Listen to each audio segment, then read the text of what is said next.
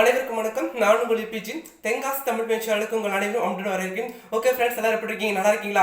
நாங்கள் ரொம்ப நல்லா இருக்கேன். நீங்கள் நல்லா இருக்குன்னு நினைக்கிறேன். ஓகே ஃப்ரெண்ட்ஸ், நீங்கள் இந்த வீடியோ என்ன பார்க்க போகிறோம் அப்படின்னா, இன்னைக்கு டிஎன்பிசி குரூப் 4 பற்றிய சின்ன இன்ஃபர்மேஷன் தான். ஒன்றில் ஃப்ரெண்ட்ஸ், அதாவது டிஎன்பிசி குரூப் 4 என்ன, அதுக்கான கல்வி தகுதியில் என்ன, அதுக்கான வயது வரம்பு என்ன, என்னென்ன வேலைகள் அதில் கிடைக்கும், ஸோ அதுக்கான வருமானம் எவ்வளோ கிடைக்கும், நமக்கு இதுக்கு மொத்த கட் ஆஃப் போன வருஷம் எவ்வளோ வச்சு, இந்த வருஷம் எவ்வளோ வச்சுன்னு மொத்தமாக எதிர்பார்க்கலாம். இந்த வீடியோ புதுசாக பார்க்குங்க, மறக்காமல் சப்ஸ்கிரைப் பண்ணிட்டு பாருங்க. ஓகே, வாங்க ஃப்ரெண்ட்ஸ், வீடியோக்குள்ள போகலாம்.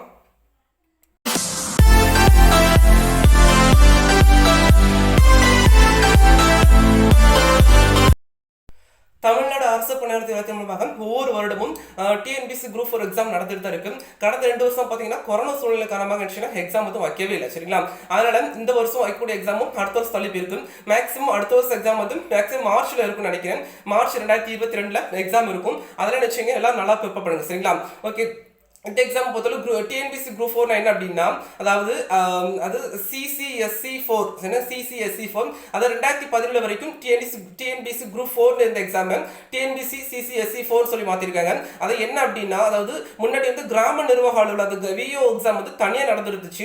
அது இருந்துச்சாங்கன்னா 2017 அடுத்து டிஎன்பிசி அது குரூப் 4 கீழே கொண்டு வந்தாங்க. அன்னையில இருந்துச்சு சிசிஎஸ்சி 4 அனுப்பிச்சு மார்ச். சிசிஎஸ்சி 4 இருந்தா combined civil service exam, combined civil exam 4 அதான் சிசிஎஸ்சி 4.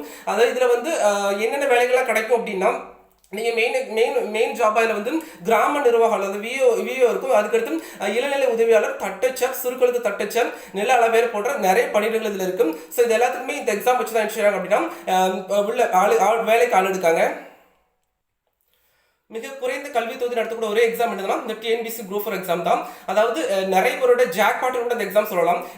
ரொம்ப ஈஸியாகவும் இருக்கும், கொஸ்டின்ஸ் ஃபுல்லாக ரொம்ப சிம்பிளாகவும் இருக்கும். அதனால முக்கால்வாசி பேர் நினைச்சுவாங்க இந்த எக்ஸாமை செலக்ட் பண்ணி நினைச்சுவாங்க, நல்லா படிச்சு ப்ரிப்பேர் ஆகி நினைச்சுவாங்க, இந்த எக்ஸாம் அட்டன் பண்ணுவாங்க. அதே மாதிரி நீங்களும் ப்ரிப்பேர் ஆகிட்டு இருந்தீங்கன்னா மறக்காம நினைச்சீங்கன்னா இந்த எக்ஸாம் எழுதுங்க, சரிங்களா?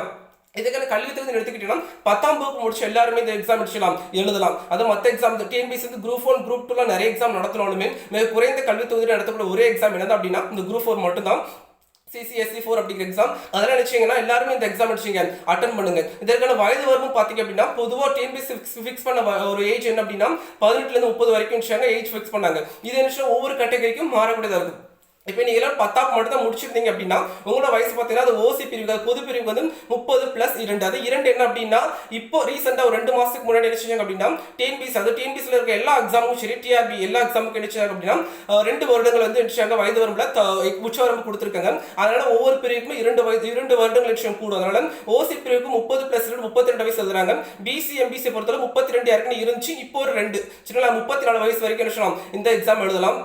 அதே இது பார்த்தீங்கன்னா பிசிஎம் முஸ்லிம்ஸ் பார்த்தீங்க அப்படின்னா 34 வயது இருந்துச்சு, இப்போ 36 வயது வரைக்கும் எழுதலாம். மற்றபடி எஸ்சி எஸ்சிஏ எஸ்டி இந்த 3 பிரிவுகளும் எழுதலாம். 35 இருந்துச்சு, இப்போ 2 கூட்டி 37 வயசு வரைக்கும் இல்லை. இது வந்து 10ஆம் வகுப்பு மட்டும் நீங்க முடிச்சிருந்தீங்க அப்படின்னா இந்த வயது உங்களுக்கு. இதே இது நீங்க 10ஆம் வகுப்பு மேல 12ஆம் வகுப்பு இல்லை அதுக்கு மேல ஒரு டிகிரி முடிச்சிருந்தீங்க அப்படின்னா நீங்க வந்து 58 வயசு வரைக்கும் சொல்லலாம் இந்த எக்ஸாம் நீங்க எழுதலாம், சரிங்களா? ஓகே ஃப்ரெண்ட்ஸ், இதுல வந்து நிறைய ஜாப்ஸ் இருந்தாலுமே ஒவ்வொரு ஜாப்புக்கு தக்க நினைச்சு அப்படின்னா உங்களோட இன்கம் வந்து மாறுபடும், சரிங்களா? இதுல இன்கம் பொறுத்தளவு குறைஞ்சபட்ச வருமானமா 19,500 அதிகபட்சமா 65,000 வரைக்கும் நீங்க இதில் சம்பாதிக்கலாம், சரிங்களா? அதாவது 65 இதில் அதிகபட்சமான ஒரு வேலை என்ன அப்படின்னா விஏஓ வந்து போஸ்ட் கிடைச்சுன்னா உங்களுக்கு 65,000 சம்பளம் கிடைக்கும். குறைந்தபட்ச வயது வந்து குறைந்தபட்ச வருமானம் வந்து நிறைய இருக்குது. அதனால நிச்சயம் நல்லா படிச்சீங்கன்னா நிறைய மார்க் எடுத்துச்சுலாம் நீங்களும் அதிகப்படியான ஜாப் பெரிய ஜாப்புக்கு நீங்களே பேசலாம், உட்காரலாம். ஓகே ஃப்ரெண்ட்ஸ், இதோட பாடத்திட்டம் பார்த்தீங்க அப்படின்னா 6 முதல் 10ஆம் வகுப்பு இருக்கிற மொத்த அதாவது தமிழ், சரிங்களா? Tamil, maths, science, social plus current affairs சொல்லிட்டு உங்களுக்கு இருக்கும். இதே தமிழுக்கு பதிலாக நீங்கள் இங்கிலீஷ் கூட எடுத்துக்கலாம். இல்லை மொத்த கொஸ்டின்ஸ் பார்த்தீங்கன்னா மொத்தம் 200 கொஸ்டின்ஸ் இருக்கும், சரிங்களா? இல்லை 200ல் வந்து உங்களுக்கு வந்து தமிழ் 100 கொஸ்டின் இருக்கும், மேக்ஸ் புத்தி கூர்மை சொல்லிட்டு உங்களுக்கு அதுல 25 கொஸ்டின் இருக்கும், மற்றபடி பொது அறிவு சொல்லிட்டு 75 கொஸ்டின் இருக்கும். இந்த பொது அறிவு பொறுத்தவரை உங்களுக்கு எல்லாம் வரும், அதுல 20 சயின்ஸ் கொஸ்டின் இருக்கும், 20 கரண்ட் அஃபேர்ஸ் இருக்கும், அது நடப்பு நிகழ்வுகள் சொல்லிட்டு 20 கொஸ்டின்ஸ் இருக்கும். மிச்சம் இருக்கிற 35 கொஸ்டின்ஸ் என்ன அப்படின்னா சோசியல் இருக்கிற ஹிஸ்டரி, அதாவது வரலாறு, குடிமியல், புவியியல், பொருளாதாரம், அரசியல் அறிவியல் எல்லாம் சேர்த்து உங்களுக்கு 35 கொஸ்டின்ஸ் வரும். மொத்தமாக உங்களுக்கு வந்து 200 கொஸ்டின் கேட்பாங்க.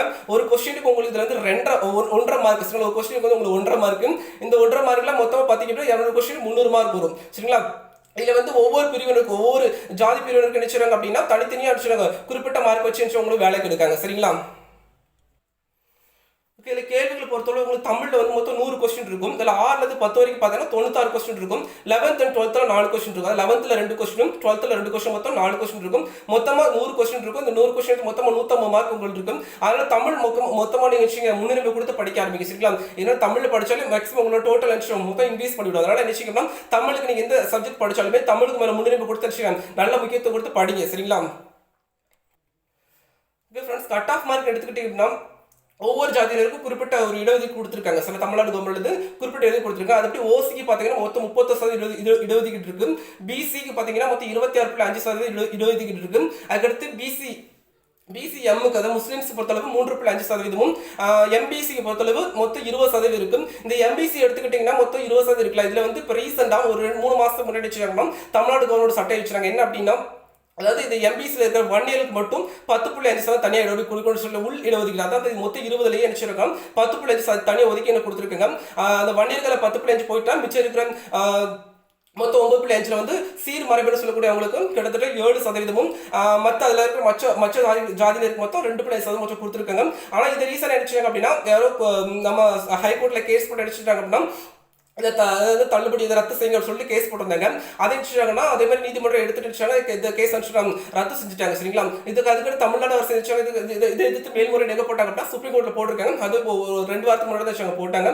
ஸோ அதுக்கான தீர்ப்பு ஒன்று வரல. அது வந்தது பொறுத்த உங்களுக்கு விஷயம் அது எம்பிசியில் வந்து உங்களுக்கு வந்து 20 கொடுப்பாங்க. சரி, அதாவது மொத்தமாக வந்து 20% இருக்கும். அதுக்கடுத்து எஸ்சின்னு எடுத்துக்கிட்டாங்க. எஸ்சிக்கு மொத்தம் 15% இருக்கும். எஸ்சிஏ, இந்த எஸ்சிஏனா 60 அதாவது எஸ்சியில தான் இருந்தாங்க 60, அவங்களுக்கு தனியாக 3% உள் இடஒதுக்கீடு கொடுத்தாங்க. அது மொத்தம் 18 எஸ்சியில் 3% அறுதியர்களை கொடுத்தாங்க. அவங்க தனியாக அதில் வந்துட்டு வெளியில் வந்துடும். அவங்களுக்கு 3% இருக்கு. பிளஸ் எஸ்டிக்கு வந்து 1% மட்டும் இடஒதுக்கீடு கொடுத்துருக்காங்க. இது படி உங்களுக்கு கட் ஆஃப் மார்க் நீங்கள் எவ்வளோ வைக்கணும் இதோட படி விஷயம் உங்களுக்கு கவுன்சிலிங் கூப்பிடாங்க. சொல்லலாம். இதில் வந்து லாஸ்ட் கட் ஆஃப் பார்த்தீங்கன்னா லாஸ்ட் 2019 எக்ஸாம் முடிஞ்சு. அந்த எக்ஸாமில் லாஸ்ட் எவ்வளோ கட் ஆஃப் வந்துச்சு அப்படின்னா, ஓசி மொத்தம் 164 கொஸ்டின் மார்க் கிடையாதுமா கொஸ்டின். ஸோ 164 கொஸ்டின் ரைட்டாக போடுறதுக்கு உங்களுக்கு நினைச்சிருக்கோம் வேலை கிடைச்சிருக்கு. அதே இது பிசிக்கும் எம்பிசிக்கும் சேம் தான். பிசிக்கு எம்பிசிக்கு 162 கொஸ்டின் போட்டவங்களுக்கு வேலை கிடைச்சிருச்சு.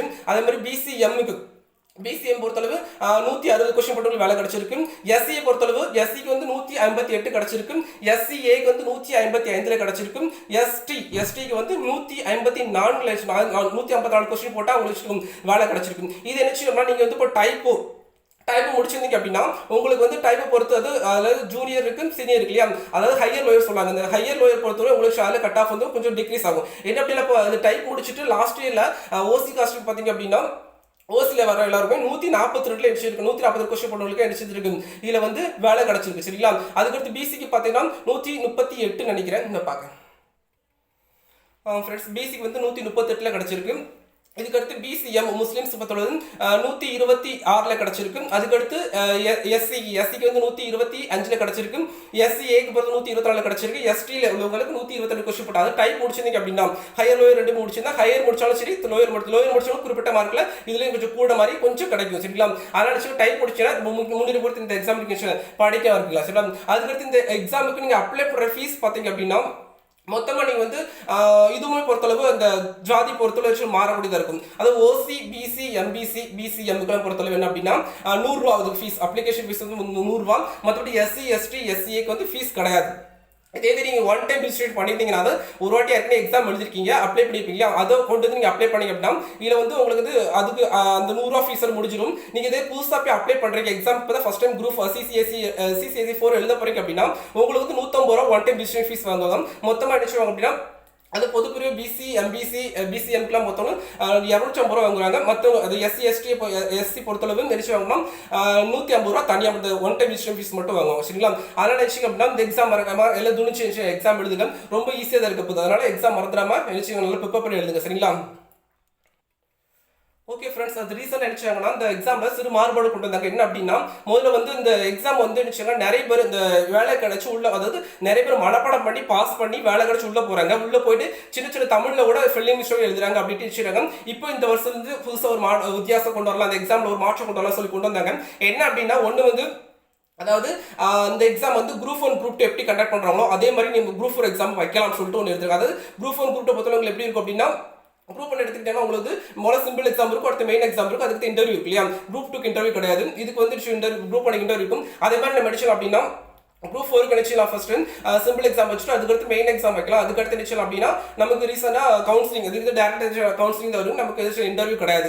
குரூப் 4 பத்தி இன்டர்வியூ கிடையாது. டேரக்ட் கவுன்சிலிங் போயிட்டு நம்ம சொல்லலாம் ஜாப் எடுத்துலாம் நிறைய மார்க் உள்ளவங்க அது ஒன்று பெருசாக கொண்டாங்க. அதுக்கு தெரிஞ்சாங்கன்னா இப்போ 2 மாசம் முன்னாடி அப்படின்னா இந்த குரூப் 4 எக்ஸாமுக்கு குறைஞ்ச குரூப் 4 மட்டும் இல்லை டிஎன்பிசி அத்தனை எக்ஸாம்ஸ்லையுமே தமிழில் குறைஞ்சபட்சம் 45 கேள்விகள் மட்டும் 45 கேள்வி ரைட்டாக எழுதலாம் உங்களுக்கு மட்டும் தான் பேப்பர் வேல்யூஷன் பண்ணுவோம் அப்படின்னு சொல்லியிருக்காங்க.